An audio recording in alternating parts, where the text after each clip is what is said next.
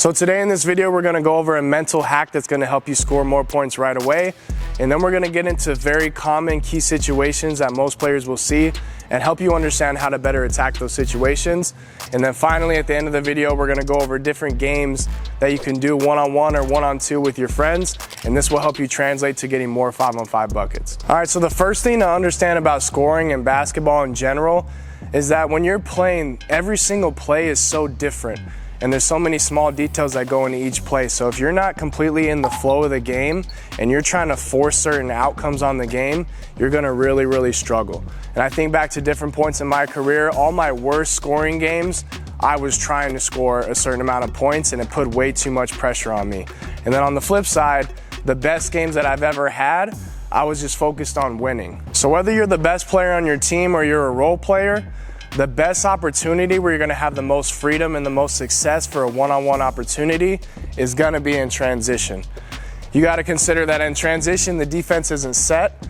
So you gotta be not so worried about beating your defender, but also by beating the help. Because I met a lot of great players who are very good one-on-one players, but they don't know when the right opportunity is to go in a 5-on-5 situation. All right, so as I'm bringing the ball up the floor, as a scorer, you shouldn't be so worried about the person guarding you. You should have confidence that you can get around them.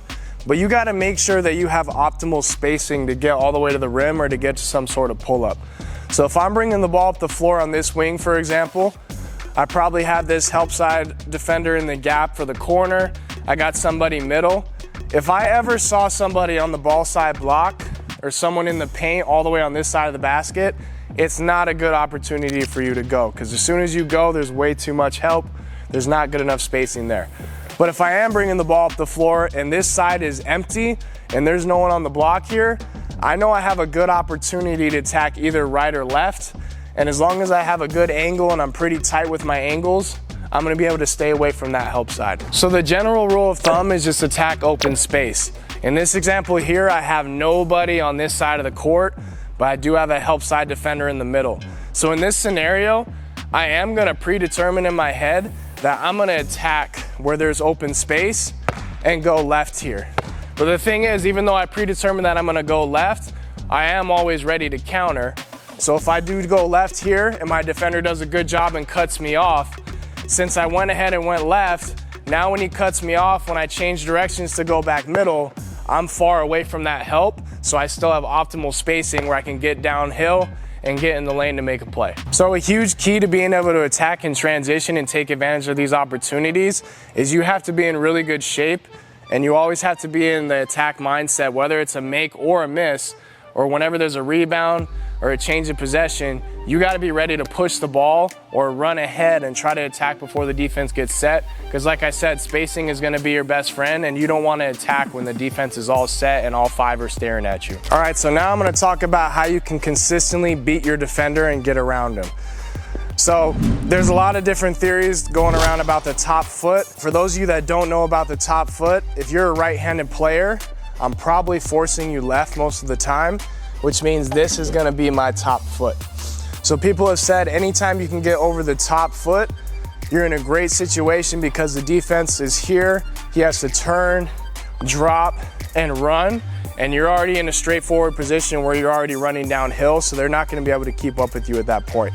But there's a few things that you gotta do well to get over the top foot. So now I'm gonna teach you guys how to be able to consistently get around your defender and be able to read him and read his feet to make the right move.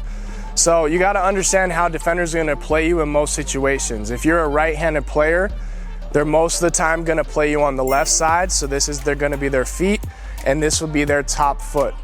But sometimes if I'm on this side of the floor, this will be the top foot, but when you're on this side of the floor, most of the time it's natural that this is gonna be their top foot, and they're gonna shade you a little more toward the sideline. So either way, I wanna get in a position where I can attack the top foot. If you ask, what do I do if they don't have a top foot?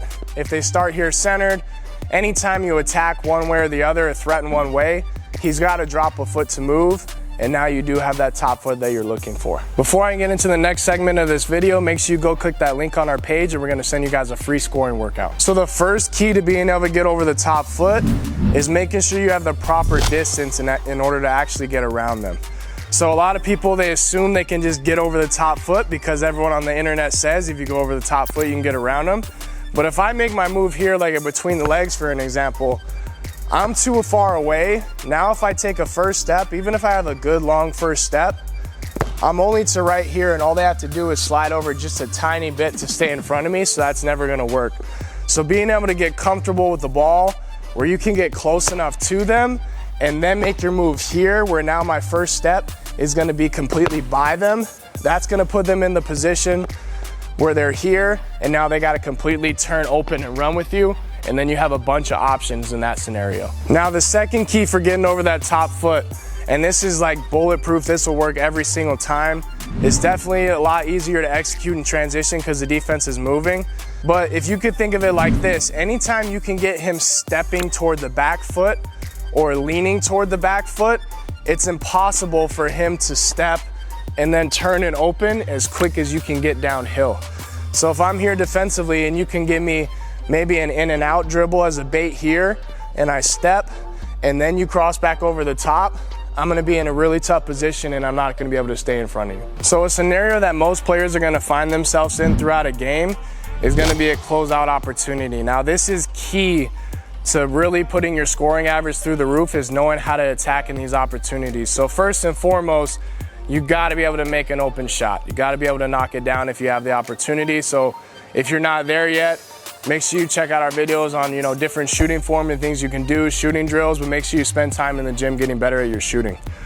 But when this ball is skipped to you, whether it's skipped from across the court there, or they're just swinging over to me in the corner here, this defense, including my defender and the help side, everyone is rotating over.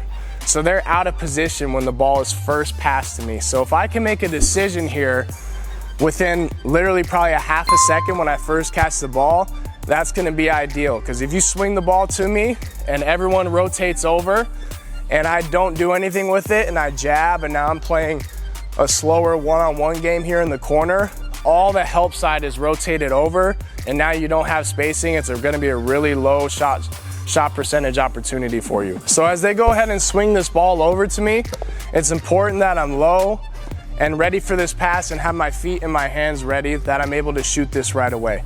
So if he's short on this closeout at all, every single time, I should let this ball fly. But from there, now that they know you're a shooter, they're gonna run you off the line. So anytime you don't have a shot on a closeout, it's because he came too far out. So you can either go over the top foot, or you can go past this back foot here and attack right away on that first half second. And now if you go right away, as soon as I start to drive here, the help side is gonna be too late because I drove right away and they're coming all the way from the opposite corner, most likely in this middle side help. So if I attack right away, I'm gonna have opportunities either to take a floater here, get all the way to the rim, or the help side is coming so far over that it's really easy to just dump it off to their man. But again, don't sit here in the corner and lose your advantage by catching it and taking too long to make a decision. Every time it's either shot right away or I'm attacking this closeout and getting in the paint right away. So as far as developing your game and developing your scoring package, you don't need a million moves, okay? So fundamentals are gonna get you a long way, and really having one really good move in certain situations where you know when and how to use them is gonna go a long way for you. So if I'm bringing the ball up the floor, we talked about transition and attacking over the top foot. If I bring the ball up, for example, you can really predetermine a transition move as long as it's good and you're ready to counter. So train one move over and over again. For example, I might come at someone in transition and try to hit them with an in and out dribble to get their feet moving and get over that top foot. But at any point, I'm ready on that in and out to counter if they do a good job. So make sure you develop one move and have a really good counter or two for it, and know when you're gonna be able to use it and how you're gonna be able to use it. So as you're bringing the ball up the floor in transition, you see that empty side, have a move you know you can go to attack into that empty side, and then be ready to counter and break off in anything you need to. Now I would say there's 3 situations and moves that you gotta have kind of planned out that you're really good at that you can go to. So I would say transition. The second one, I would say, if you do have the opportunity and the freedom to go one-on-one a little bit, have some sort of setup or size up or something you like to do. Me personally, I would like to play out of this float dribble to get my defender's feet moving a little bit, and I can go ahead and shoot and pull up out of it, or I can go ahead and counter or do whatever I want to out of that float dribble. And then the third thing I would say is having a consistent gather to be able to get to the rim, again, in a transition situation. So if I have a one-on-one transition situation and I'm approaching them in the paint here, I want to have a few different things I can go to, or at least one or two really good ones. So I would have maybe a Euro step, I might have a spin and be able to counter out of the spin. But either way, you gotta have something that you've mastered in transition, a size up, and then a transition gather once you're closer to the rim. So playing one-on-one, I think, is a huge key to overall development and improving your scoring in games. So it's very important, obviously, to get your skill work in, but if you don't know how to execute against live bodies, it's never gonna translate to a game. So a lot of players, when they play one-on-one with their friends, first of all, the intensity isn't high enough. When you guys play each other, you should be absolutely trying to dominate each other and show each other who's the better player that day. Second of all, you probably shouldn't be playing in certain scenarios that are completely unrealistic. Most kids will play with unlimited dribbles. They dribble up here 10, 12 times, and then they throw up some sort of crap shot at the end of the possession. So instead, let's play with more structure and play in situations that we're gonna actually use in games. So when we get in the game, we already know what we can do. So I'm gonna give you guys a list of games that you can do that are gonna help take your game to the next level. So first one that most college and pros do is playing one-on-one at a triple threat, but only having either 2 or 3 dribbles. If you can't get your shot off consistently out of 2 or 3 dribbles, you're probably not gonna be that great of a scorer. Now that seems like very few dribbles, but once you get good at it, you realize there's so much you can do just out of those few dribbles. Now the next game I would do is trying to simulate one-on-one transition opportunities. So you might have a defender start right here, maybe a little above the three-point line. You catch the ball at about half court, and you're playing downhill with a 5-second shot clock, and the goal is to try to get to the rim and an attack knowing he knows you're gonna get to the rim and still finish regardless. Then the third game, I would pick somewhere in the paint. The other person could be on the three-point line, and each time you're gonna be throwing the ball to them as a closeout opportunity. Closeouts are huge and very common in the game of basketball, and you gotta get used to those reads. So start right here, he throws the ball out. Again, we're making a very quick decision. I shouldn't catch it and then start sizing them up and jabbing a million times. It should be either a quick shot or I'm driving right or left. Probably only need 2 dribbles in this game. And 2 more games that I would like to do to really focus and pick on certain areas in my game is I will play one-on-one. I pick a certain dribble limit, whether it's off the dribble here, or sorry, out of triple threat here, or with a live dribble where it's layups only. So I would do layups or floaters are the only thing that you could possibly do. This way the defense knows you're trying to get to the rim, and you gotta get a lot more creative about how you're gonna get to the rim when they know that's what's coming. So that can really take your driving game to the next level. The second one that I would do, very similar but the opposite, I'm gonna play either out of triple threat or off the dribble, but I'm only gonna be able to shoot jump shots and I can't score in the paint. So they're gonna press up a lot on you, and you gotta really be creative on your pull-ups, your step backs, whatever it is. And doing these different things is gonna force you to evolve and mold your game into being a much creative and more efficient scorer. If you guys really enjoyed this video and feel like it helped you with your game, make sure you hit that like and subscribe button so you don't miss any of our content, and make sure you share this video with your friends.